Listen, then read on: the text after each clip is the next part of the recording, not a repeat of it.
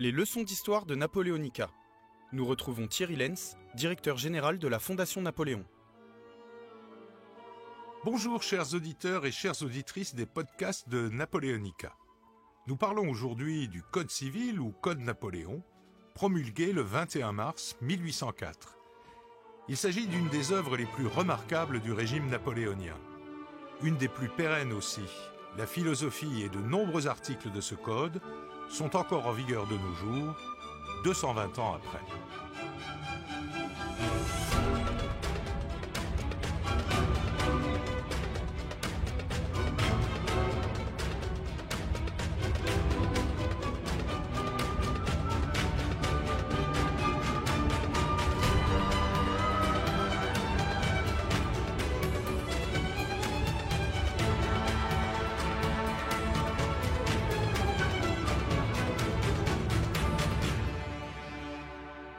Voici donc le monument des monuments, celui qui, sans doute, pèse le plus lourd au crédit personnel de Bonaparte et plus largement de son gouvernement, celui dont le bénéfice leur est le moins disputé, même par leurs plus impitoyables critiques.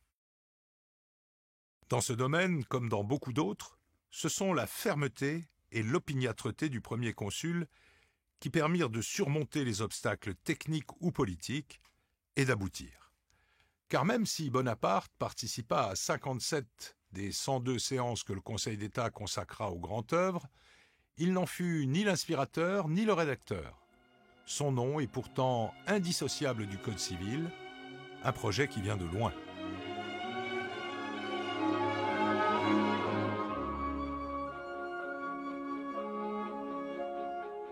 Les hommes de 1789 voulaient donner à la nation un code des lois civiles relevant pour l'ensemble du royaume d'une philosophie juridique nouvelle. L'idée était en elle-même révolutionnaire. Certes, les juristes de tous les temps en avaient rêvé, se rappelant Théodose II, le premier compilateur des textes du droit public romain, ou l'empereur Justinien. Certes, dans un ouvrage célèbre de 1694 intitulé « Les lois civiles classées dans leur ordre naturel », le grand juriste Domat avait tenté d'ordonner la législation foisonnante de la France de l'Ancien Régime. Certes encore, sous Louis XV, on avait bien tenté une unification du droit civil avec les ordonnances sur les donations en 1731, les testaments en 1735 ou les substitutions en 1747. Mais le pluralisme juridique de l'Ancien Régime, qui s'exprimait par la division du royaume entre les pays de droit écrit au sud et les pays de droit coutumier au nord, n'avait pu être bousculé avant l'avènement de la Constituante en 1789. Dès le 16 août 1790, cette dernière avait décidé qu'on unifierait le droit civil. Elle créa un comité qui lança une grande enquête nationale accueillant les avis de tous ceux qui voudraient bien lui en donner. Un an plus tard, on avait guère avancé et seuls quelques principes régissant l'état civil et le mariage avaient été posés. Élue en 1792, la Convention réussit mieux que ses devancières. Son comité de législation, présidé par Jean-Jacques Régis de Cambacérès, que nous retrouverons, produisit 719 articles, mais on n'alla pas plus loin. Cambacérès et ses collègues se remirent au travail, aboutirent en septembre 1794, mais une fois de plus, le vote fut repoussé. Vint le Directoire. En juin 1796, un troisième projet de 1104 articles fut rédigé et présenté aux chambres législatives, toujours par Cambacérès. La discussion commença en janvier 1797, sans succès. Le rêve de codifier le droit civil français resta donc un rêve jusqu'au coup d'État de Bonaparte et de Sieyès. L'article 14 du décret instituant le consulat provisoire disposa alors « Les deux commissions législatives provisoires sont chargées de préparer un code civil ». Y croyait-il vraiment? Allait-on enfin aboutir? Avec un homme comme Bonaparte, on finit par y croire.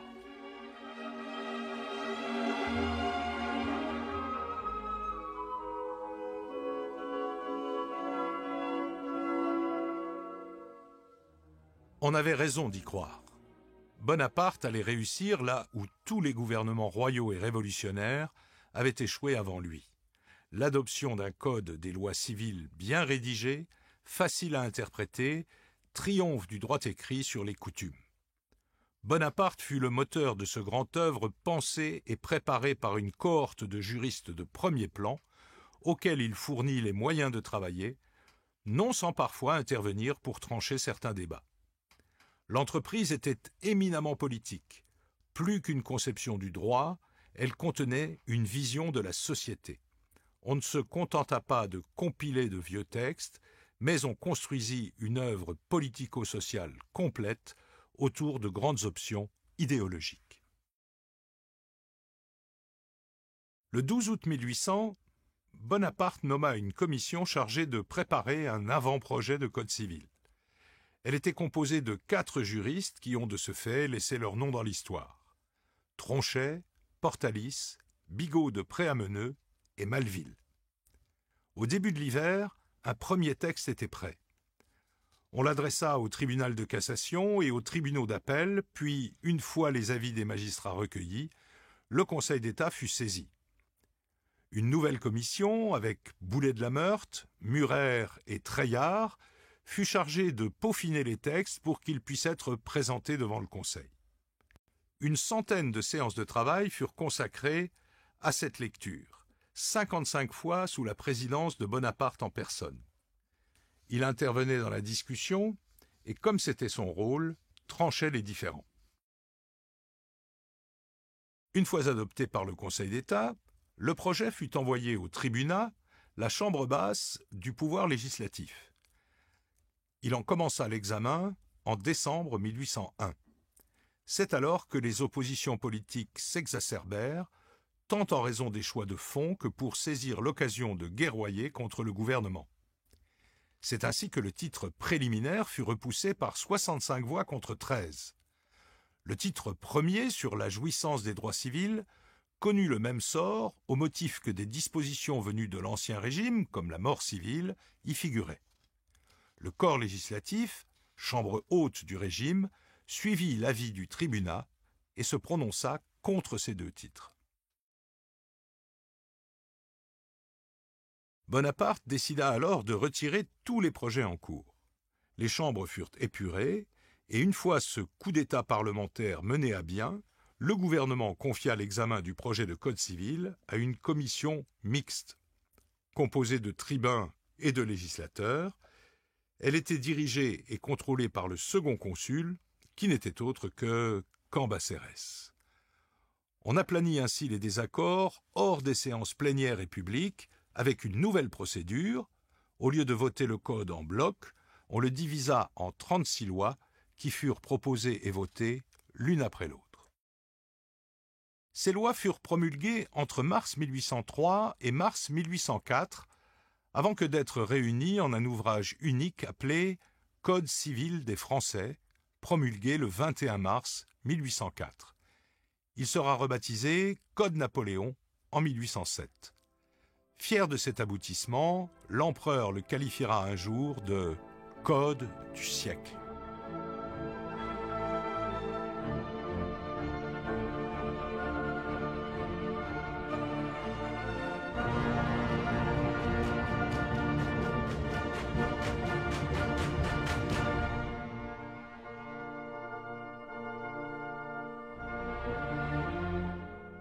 Sur le plan formel, le nouveau code civil était clair et écrit dans une langue simple.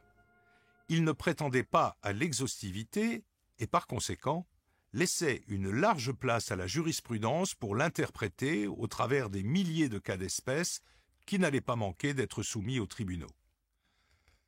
Sur le fond, il était un compromis entre les anciennes coutumes, sur le statut des époux, les successions par exemple, le droit écrit de l'Ancien Régime pour les obligations, la propriété, les testaments, et le droit révolutionnaire pour le mariage et les hypothèques. Le Code redéfinissait ainsi ce que Portalis appela dans son admirable discours de présentation la sociabilité et l'intérêt qu'ont entre eux les hommes qui appartiennent à la même cité.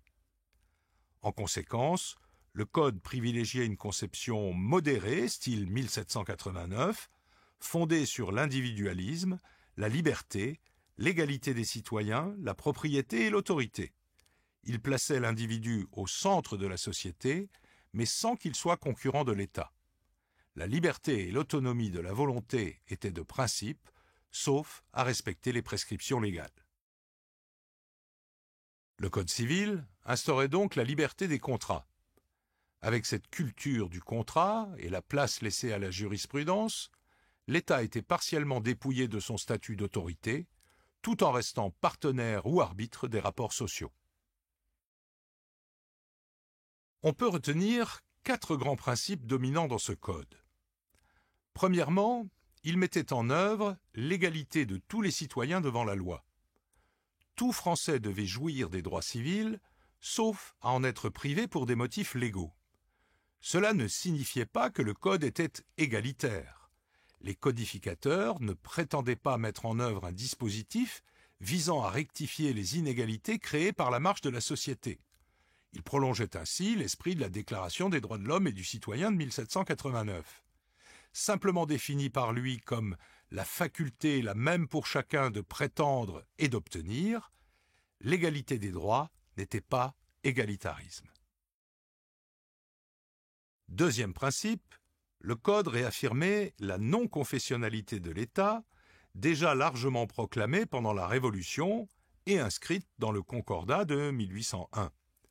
Cette non-confessionnalité, qui est un peu le premier pas vers la laïcité, plaçait tous les actes de la vie civile en dehors du champ religieux.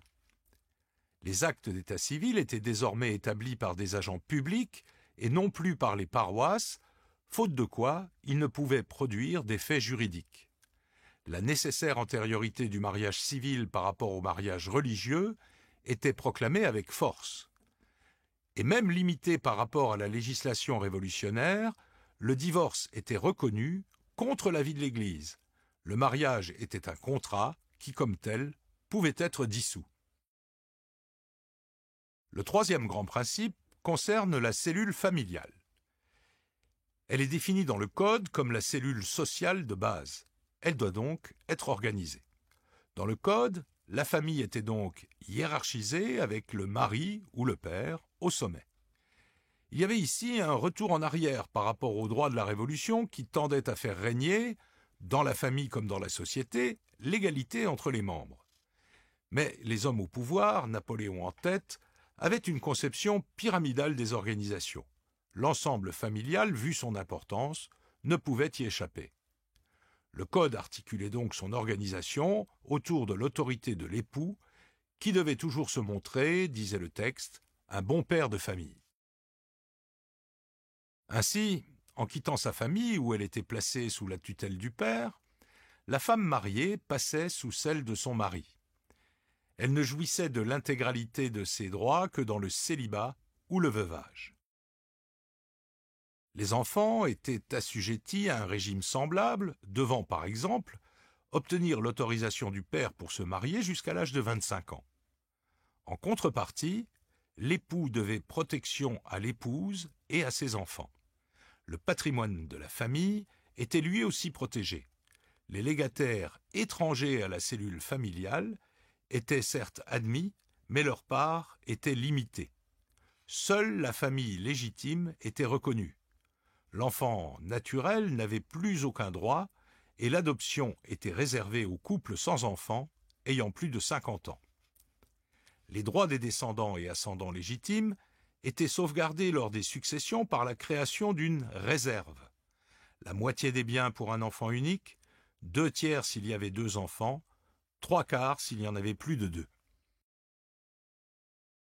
Dernier principe général du Code civil, le droit de propriété était réputé absolu et perpétuel.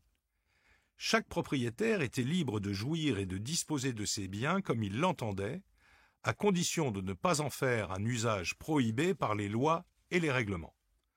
Le droit de propriété ne souffrait que de très rares exceptions, en matière de succession avec la réserve et dans les cas d'expropriation pour cause d'utilité publique. Dans ce dernier cas, comme l'avait proclamé la Déclaration des droits de l'homme et du citoyen, le propriétaire devait percevoir une juste et préalable indemnité. Un chiffre illustre l'importance de la propriété dans le Code civil.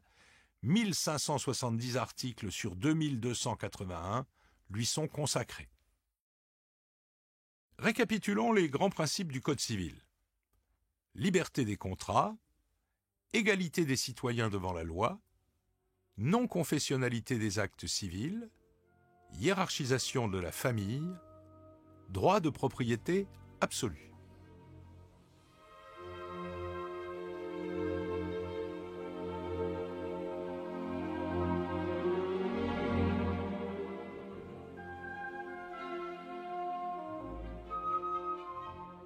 Grand monument du règne de Napoléon, le Code civil a fait l'objet de nombreuses critiques de la part des historiens. On ne peut ici en dresser un panorama complet. Notons cependant que pour le marxiste Albert Soboul, son adoption prouverait que le régime était entre les mains de la bourgeoisie avec, je le cite, un système de contraintes qui renvoyait à un contexte socio-économique précis, la société bourgeoise, la domination de la bourgeoisie et de son mode d'existence. De son côté, s'il concède que le nouveau texte était conçu pour une société de bourgeois et de paysans, Jean Tullard remarque qu'il consacrait la disparition de la féodalité et le triomphe de la laïcité, confirmation solennelle de deux grands acquis de la Révolution. François Furet, quant à lui, estime qu'il s'agit d'un compromis entre l'esprit du despotisme éclairé et les legs des idées de 1789. Et il ajoute, la remarque est essentielle, qu'il ajuste la loi à l'état des esprits et des mœurs. On ajoutera que la reconnaissance de la liberté et de l'égalité civile n'était pas rien non plus dans le contexte du temps, après 15 ans de débats doctrinaux, d'avancées et de recul du droit révolutionnaire.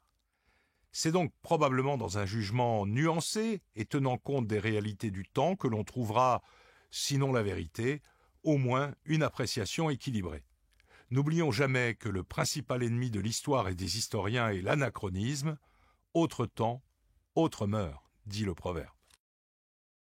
Qui plus est, on ne rappelle pas souvent que, dans son discours introductif, Portalis avait admis que le texte n'était pas parfait et qu'il devrait être adapté à l'évolution des mœurs par la sagesse du juge et de sa jurisprudence, message que n'entendirent pas beaucoup les critiques.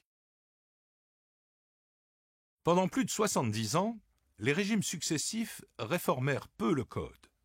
Après quelques modifications mineures sous le Second Empire, la Troisième République et paradoxalement le régime de Vichy procédèrent à une modernisation dont notamment celle concernant la capacité juridique des femmes mariées avec les lois de 1938 et 1942. Et pendant ce temps, la Cour de cassation interprétait de plus en plus largement les dispositions d'origine. Depuis 1945, les changements ont été encore plus profonds et ont touché presque tous les domaines, notamment les droits des contrats transformés par une réforme des années 2010.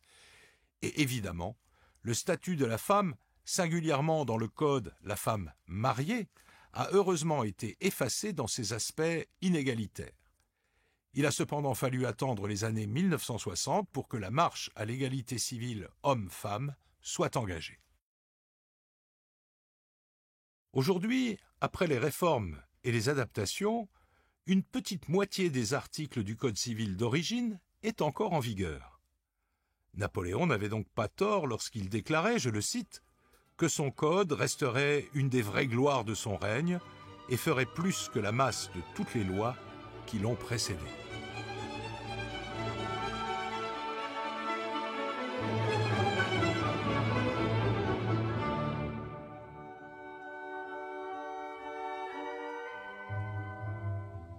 Vous venez d'écouter un podcast de Napoléonica, la marque scientifique de la Fondation Napoléon, enregistré à l'ACAV Studio à Versailles.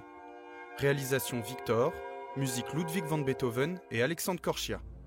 Retrouvez des compléments historiques et tout ce que vous voudriez savoir sur l'histoire des deux empires sur le site www.napoleon.org de la Fondation Napoléon.